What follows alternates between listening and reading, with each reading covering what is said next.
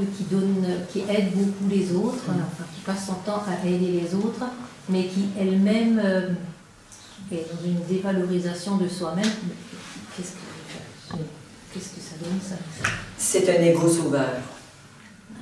C'est un ego de type sauveur. Je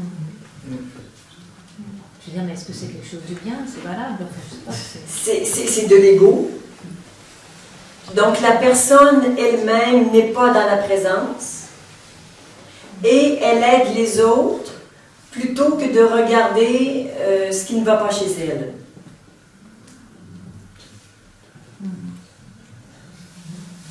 Alors, c'est une aide. Il y a souvent deux caractéristiques quand on est dans l'espace du sauveur. Un grand sentiment d'impuissance. Alors, on voit l'autre être mal, on se sent impuissant, et la façon qu'on trouve pour ne pas se sentir impuissant, c'est de s'occuper des autres. Au moins, on est dans notre puissance, on fait. Alors, l'impuissance et le contrôle. Les gens qui sont dans le sauveur sont des gens très contrôlants. Je t'aide, mais maintenant, tu fais comme je veux. C'est une grande prise de pouvoir. Grande prise de pouvoir. Alors, ce qu'on fait quand on travaille avec des gens qui sont dans cette dynamique du sauveur, et là, vraiment, je parle pour nous tous, je l'ai bien connu, le sauveur, quand je voulais aider.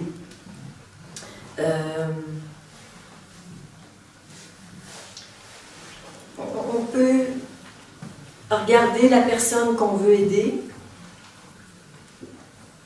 et dire « Qu'est-ce que je ressens devant sa souffrance?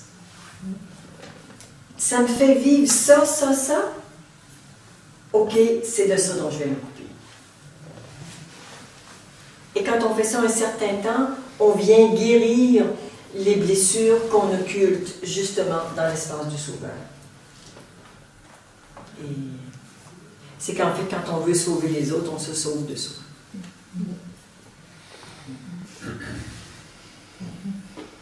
C'est en fait